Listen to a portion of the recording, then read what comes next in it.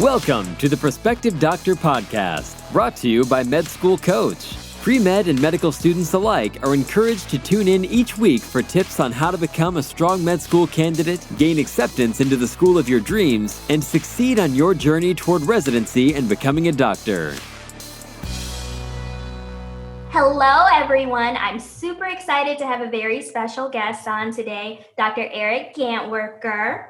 I'm just going to give him a moment to let us know a little bit about yourself. Excellent. Well, thanks so much for having me on. I really appreciate it. A little bit about myself. So I grew up in Chicago. I went into medicine after going around a lot of different things. I went into engineering. I was going to do food science. My brother was a doctor, so I didn't really want to go into medicine. But then when I got into college, I actually did some emergency medicine technician training and started working pre-hospital and then got interested in medicine. So eventually went into medicine. I was actually in DC for about a year. I did a post-bac program, got a master's. Absolutely love DC. I miss it so much. But then always welcome back. Yeah, that's awesome. You're always welcome back. I'm here. We can do lunch. DC, I've tried to convince all of my friends to move, but yes. I love DC. So then I went to med school here in Chicago, went to residency in Cincinnati in otolaryngology, and then went to fellowship at Boston Children's Hospital in Boston. After I finished my medical training, I got a master's in medical education. My specific focus was on educational technology, educational research, and the cognitive science of learning. And then started getting some opportunities doing, basically faculty development around the country, got interested in video games, got involved with my current company, which I'm sure we'll talk about, all the way back after in 2015. And then, been spending my time splitting between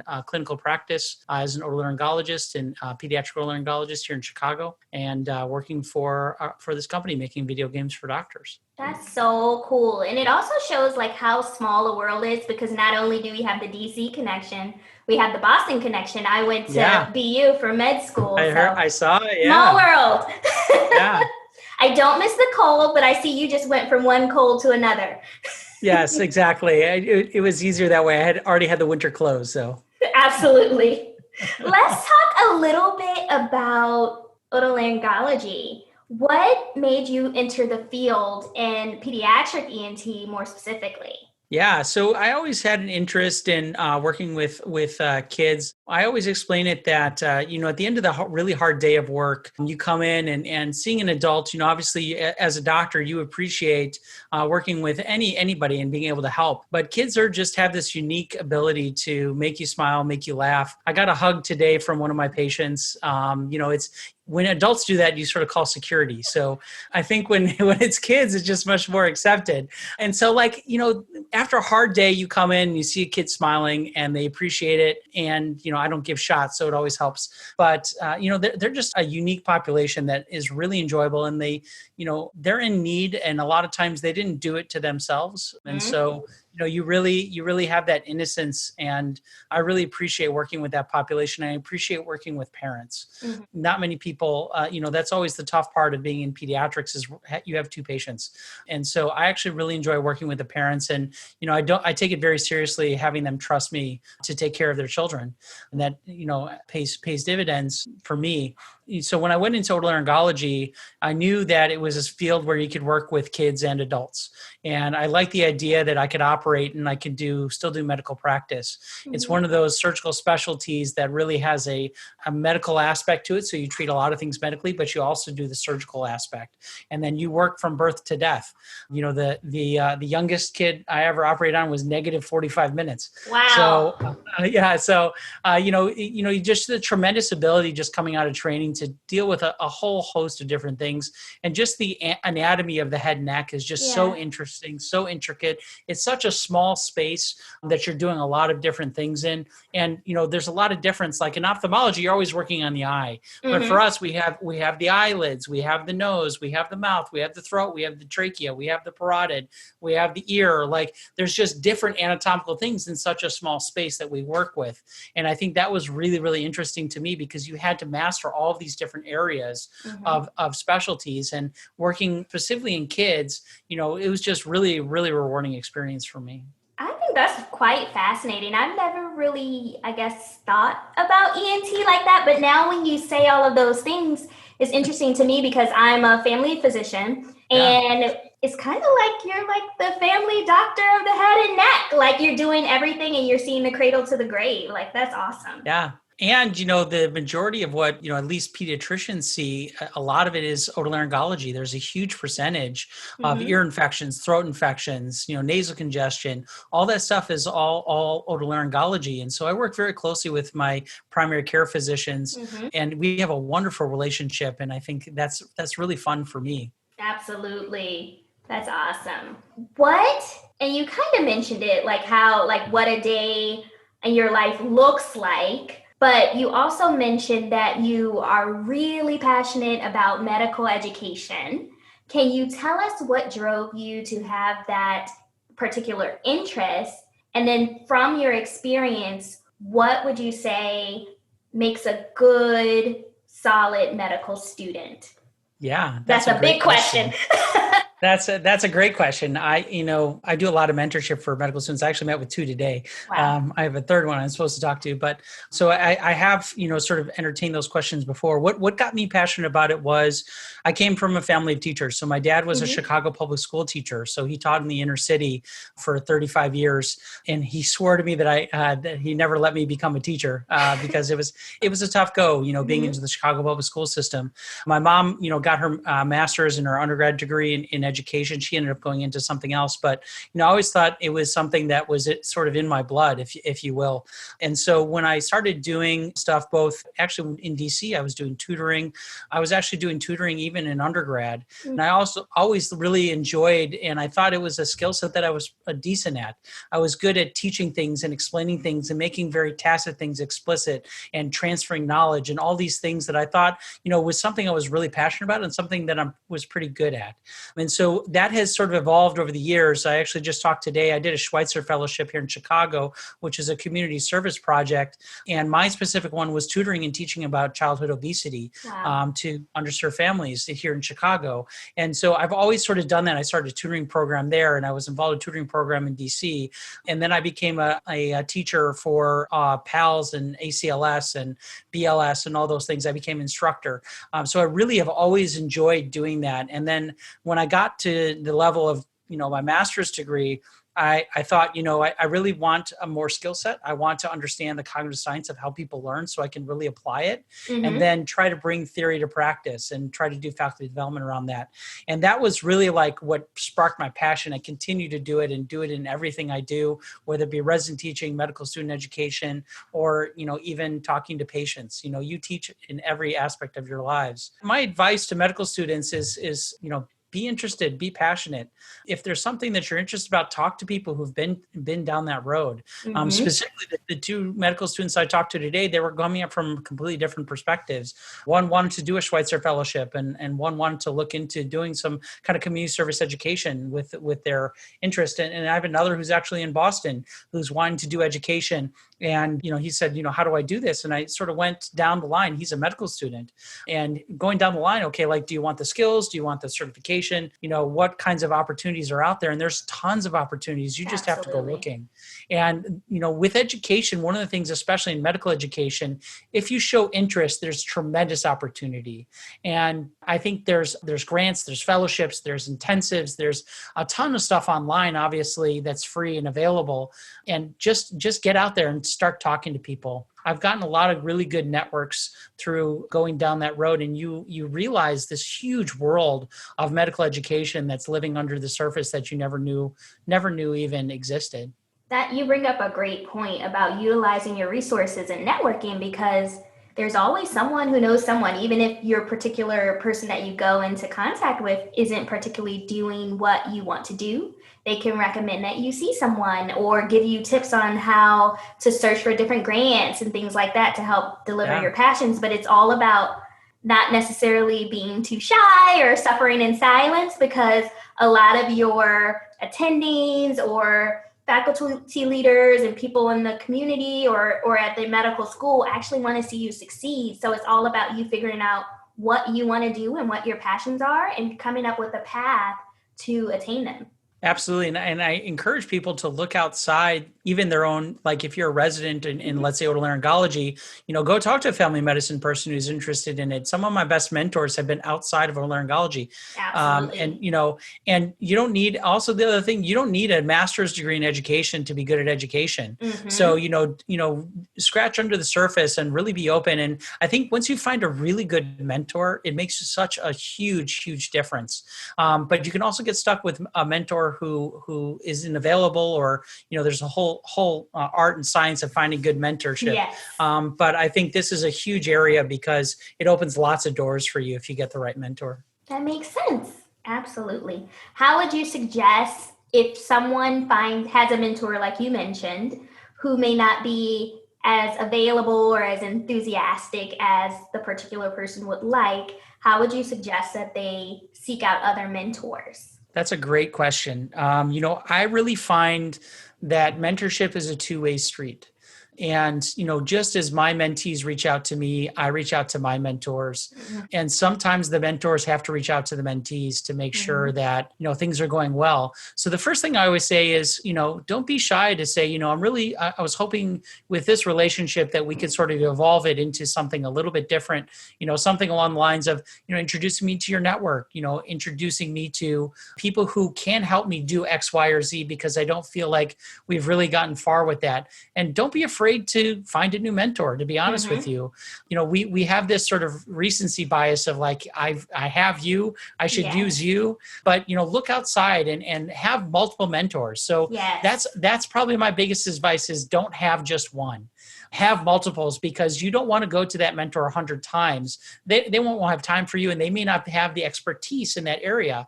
And so go to a mentor who's interested in this, or another mentor is interested in this. And sometimes it's often overlooked, your peers can be mentors as well. So there's sometimes people your age or in your realm that actually can have gone down this road before and can provide guidance. And so don't be afraid to actually talk to and I get mentors actually from my mentees too. I ask them questions like, hey, what's going on with your medical school during COVID?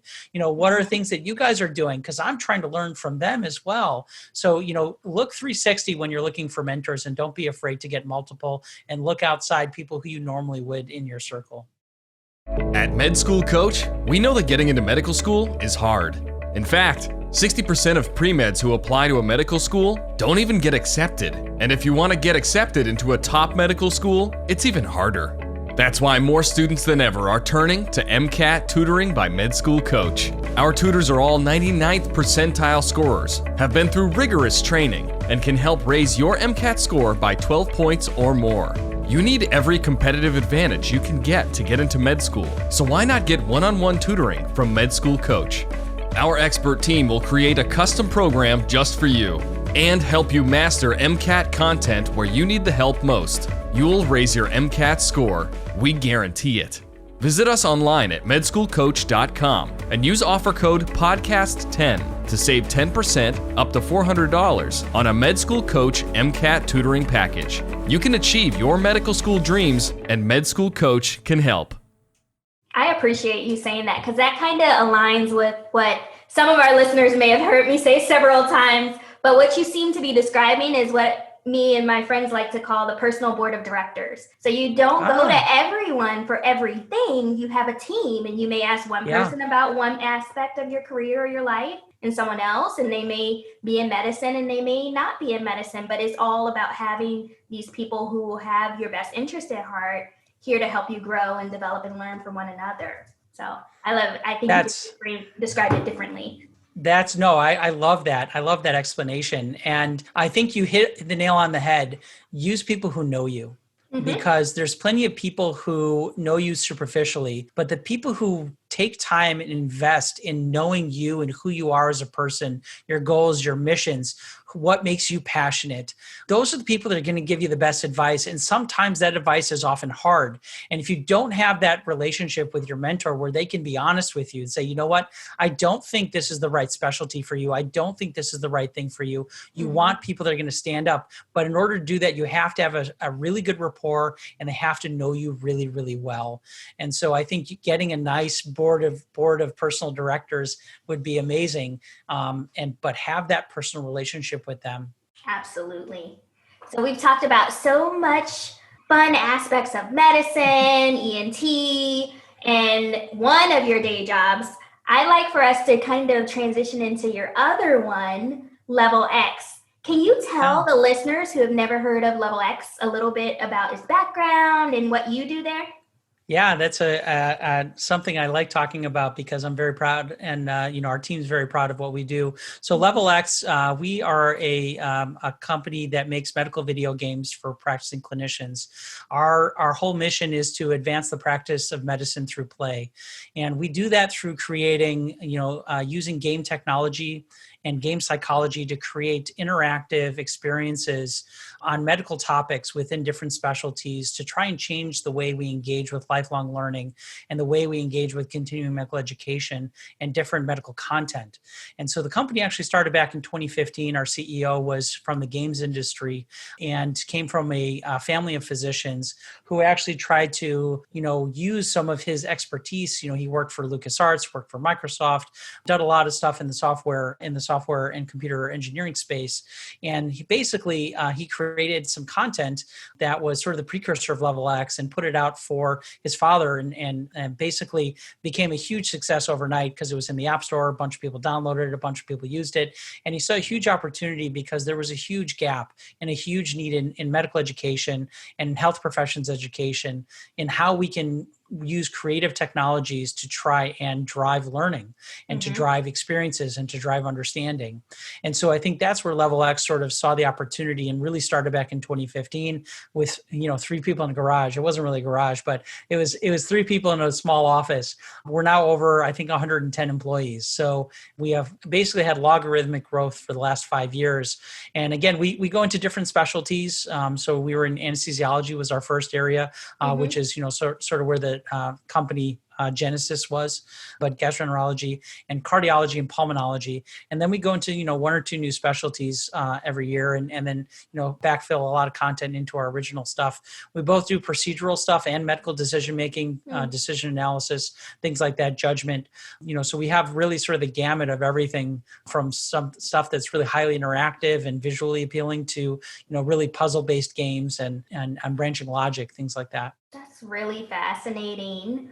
I can only imagine where the future of healthcare, there are so many different facets and things going into play. Currently now I work for a telemedicine company and I've been there for about 2 years full time, and just seeing how much change can happen over a short amount of time and how it can impact the way that we as physicians learn, because the brain is so vast and fascinating in itself. So I really appreciate you guys working on that. And I can only imagine, like, if I was in med school when this stuff was going on, or in residency, how cool it would be to play games, to learn how to treat and save patients. So I appreciate you working on that. What is your particular role in the company? Yeah, so I'm the Vice President Medical Director. So with my medical education background and my healthcare education background, I basically do oversee everything from a medical and educational aspect across the company. So I work with all of our subject matter experts who sort of help drive and develop content with our in-house medical team.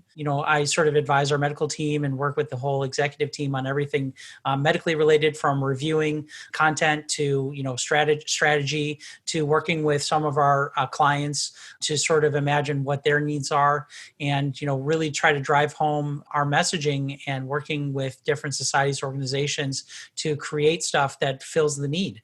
And so I think that I absolutely love what I do, and it uses every skill set that I have and even manage more. Like, I've learned so much about medical video games. I've learned about, technology. I've learned about game engines. I've learned about virtual reality, augmented reality, all these different technologies that we use in-house and how they can pertain to medical education and healthcare in general, coming in. And telehealth is obviously, with COVID and everything, the world has flipped on its head on telehealth. So it is a very good time to be in telehealth as well. Yeah. So we're all learning together, and it'll be interesting. Maybe Level X will partner with a telemedicine company or something and work on the medical decision making. So it's super cool things.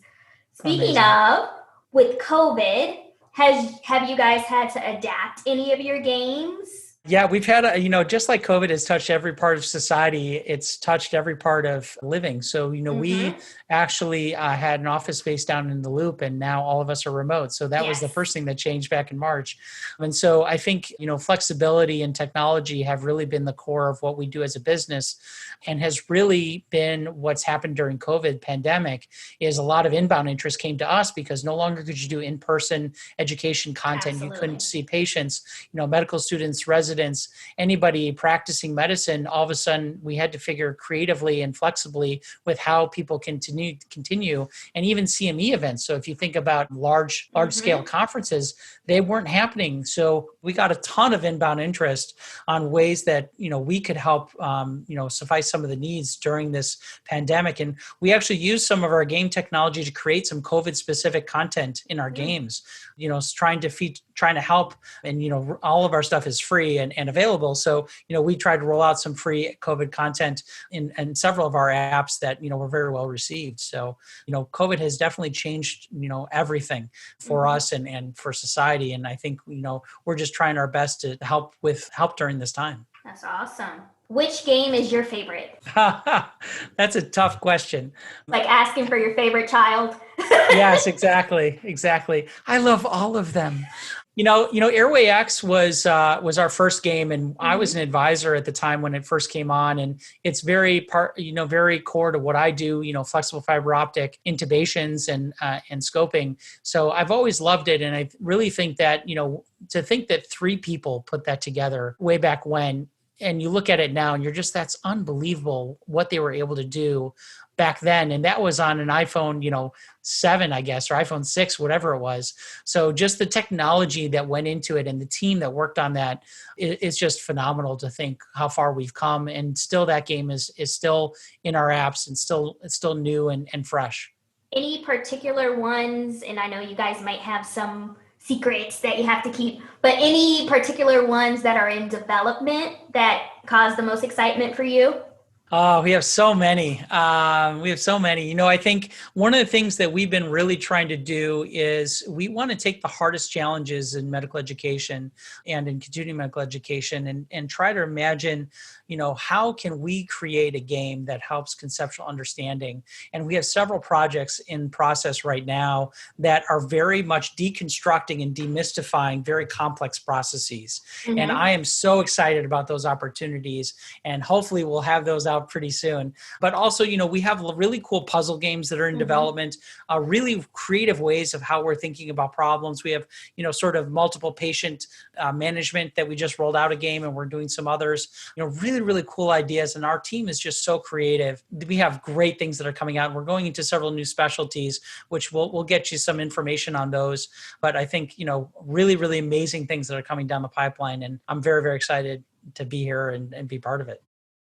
At Med School Coach, we know that matching into the specialty of your choice and the residency program of your dreams has a dramatic impact on your career as a physician. And your USMLE score is the most important acceptance factor of all. That's why more students than ever are turning to Med School Coach for USMLE tutoring. Our tutors are all 260 plus scorers and have been through rigorous training. Plus, the average student who uses Med School Coach tutoring raises their score by 23 to 55 points. There is an enormous amount of material you need to know for Step 1 and Step 2, and Med School Coach can help you be smart about how to study. We'll create a custom program just for you. Then, we'll help you master USMLE concepts where you need help most. You'll raise your USMLE score. We guarantee it. Visit us online at medschoolcoach.com and use offer code PODCAST10 to save 10% up to $400 on a Med School Coach USMLE tutoring package. You can achieve your medical school dreams, and Med School Coach can help.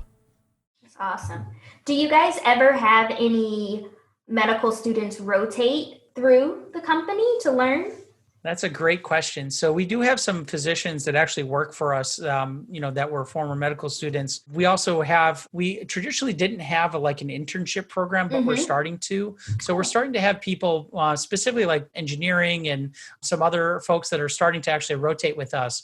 And so we're actually looking actively at trying to bring some medical students on to help us with content development and specifically about a few projects that we have coming down the line. So if people are interested, I implore them to please contact me, because there are definitely some opportunities that are coming down the pipeline, and we'll need some help with some content that they can definitely help with.